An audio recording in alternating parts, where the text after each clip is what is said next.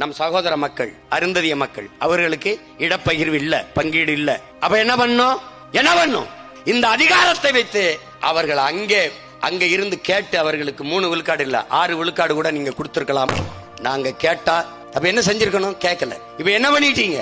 18 விழுக்காடு தான் எங்களுக்கு இருக்கு. SC, ST, scheduled tribes and SC, பழங்குடி மக்கள், பறையர், தேவேந்திரர், இந்த 3 வீழ்த்தப்பட்ட தாழ்த்தப்பட்ட தமிழ் சமூக மக்களுக்கு என்ன இருக்கு?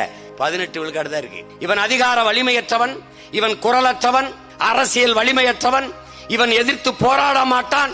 போராடுகிறவர்களும் போராடுகிற முன்னிற்கிற தலைவர் பெருமக்களையும் உடன் வைத்து கூட்டணி என்ற பெயரில் குறவழியை நெளித்து என்னுடைய தட்டில் இருந்து 3 பருக்கை எடுத்து அவங்களுக்கு கொடுத்துட்டேன்.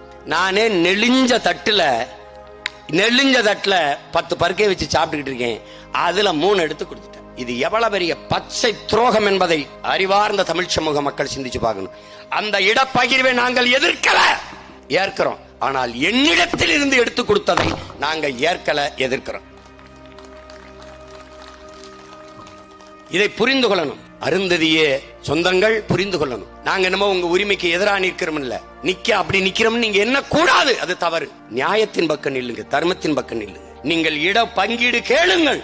நாங்கள் உங்களோடு நின்று உயிரை கொடுத்தேனும் போராடி பெற்றுத்தர கடமைப்பட்டிருக்கோம், கூட நிக்கிறோம். ஆனால் அப்படி இல்ல.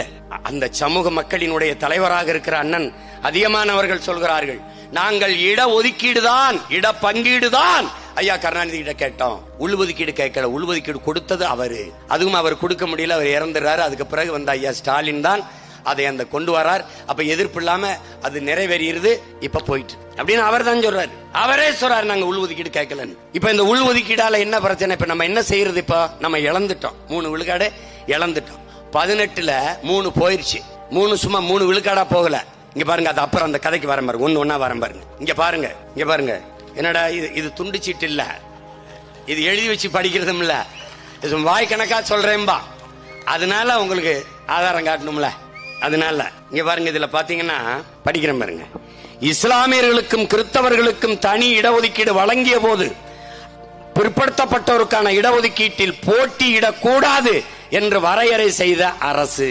அவர்களுக்கு என்ன இடஒதுக்கீடோ 3 விழுக்காடுனா 3.5 3.5 இருந்துடணும் என்று வரையறை செய்த தமிழ்நாடு அரசு அருந்ததியர்களுக்கு மட்டும் 3% போக மீதமுள்ள 15%த்திலும் போட்டியிடலாம். எப்படி இருக்குது? அந்த 3% கொடுத்தாச்சு, 3 விழுக்காடு கொடுத்தாச்சு. அது போக மிச்சம் இருக்கிற 15லையும் போட்டியிடலாம்.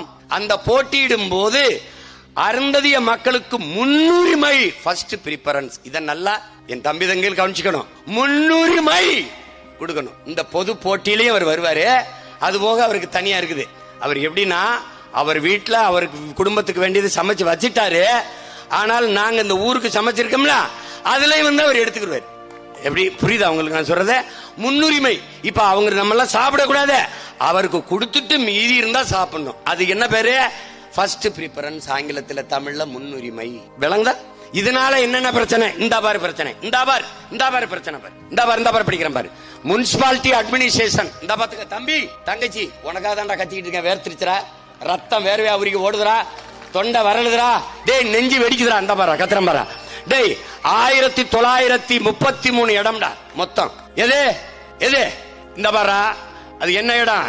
முனிசிபல் அட்மினிஸ்ட்ரேஷன், மாநகராட்சி நிர்வாகம். அதுல பாரா 1933 இடத்துல 3 விழுக்காடு வைத்திருக்கிற அருந்ததிய மக்களுக்கு 252 இடம்டா. வேலை வாய்ப்புல இத புறம் படிச்சா உனக்கு தலை சுத்த, அதனால இந்த இடத்தை மட்டும் சொல்றேன். 252 இடம். 15 மீதி 15 விழுக்காடு வச்சிருக்கிற பறையர், தேவேந்திரர், பழங்குடி மக்களுக்கு 212 இடம்டா. 15 விழுக்காடு வச்சிருக்கவனுக்கு 212, 3 விழுக்காடு வச்சிருக்கவனுக்கு 252. இது சமூக நீதி அல்ல, கொடிய அநீதி என்றுதான் இன்றைக்கு தமிழ் தேசிய பிள்ளைகள் கத்திக் கொண்டிருக்கிறோம். இதை நல்லா விளங்கணும். இந்த பார், இங்க பார், நல்லா கவனி. ஆமா, அவர் ஏதாவது வாய்க்கு வந்ததை அடிச்சு விடுறான்னு சொல்லுவான், காலைல எழுதுவான் பாரு, இதை கூட சொல்ல மாட்டான். அதனால சொல்றேன், நல்லா கிட்ட வச்சு எடுப்பா. அருள்மிகு பழனி ஆண்டவர் மகளிர் கல்லூரியில் பழனியில தன்னாட்சி அதிகாரம் பெற்ற கல்லூரிப்பா. இந்த வரப்பா வேலை வாய்ப்புப்பா. எப்பா இளநிலை உதவியாளர் ஆதி திராவிடரிப்பா, அருந்ததிப்பா. அடுத்து பாருப்பா, ஆய்வக உதவியாளர் ஆதி திராவிடர், அருந்ததிய பெண்ணுப்பா. அதுக்கப்புறம் பதிவரை எழுத்தர்ப்பா, ஆதி திராவிடர் பெண்ணுப்பா.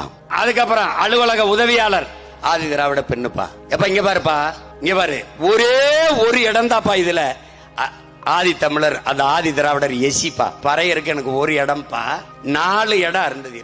15 விழுக்காடு வச்சிருக்கிற நான் ஒரு இடத்துல இருக்கேன், 3 விழுக்காடு வச்சிருக்கிற அந்த மக்கள் 4 இடத்துல இருக்க. அவங்களுக்கு போக இந்த பாருப்பா, அடுத்து வாப்பா, இங்க பாருப்பா. எப்பா திருவள்ளுவர் பல்கலைக்கழகத்துல பாருப்பா, ஒரு பிசிப்பா கெமிஸ்ட்ரி, ஒரு சுவாலஜிப்பா எஸ்சி அருந்ததிப்பா, ஒரு பயாலஜிப்பா பிசிப்பா பேக்வேர்டுப்பா.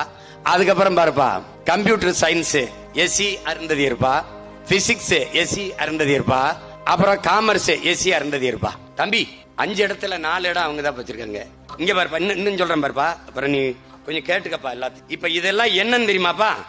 மொத்த சாப்பாடு என்கிட்ட இருக்குதுப்பா, நான் சாப்பிட்டு மிச்சம் இருந்தா உனக்கு போடுவேன்பா, எச்சி கஞ்சி ஊத்துவேங்கிறான்பா. இதாப்பா கதை.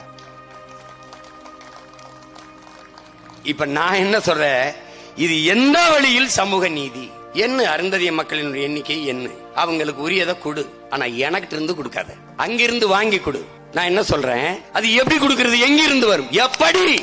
எக்கனாமிக்கலி பேக்வர்ட், பொருளாதாரத்தில் பின்தங்கிய மக்கள் என்று எப்படி 10 விழுக்காடு இடஒதுக்கீடை ஒதுக்கினீர்களோ, இடப்பகிர்வை கொண்டு வந்தீர்களோ, அப்படி எக்கனாமிக்கலி சோசியலி பேக்வர்ட் எனக்கும் கொடு. இதான் இங்க இருக்கிறது. அப்ப அந்த 3 விழுக்காடை அங்கிருந்து கொடு, பொதுவிலிருந்து கொடு, என்னிடத்தில் இருந்து உள்ஒதுக்கீடு கொடுக்காத. இதுதான் உங்க பிள்ளைகளினுடைய நிலைப்பாடு, கோட்பாடு எல்லாம் விளங்கிருச்சுன்னு நினைக்கிறேன்.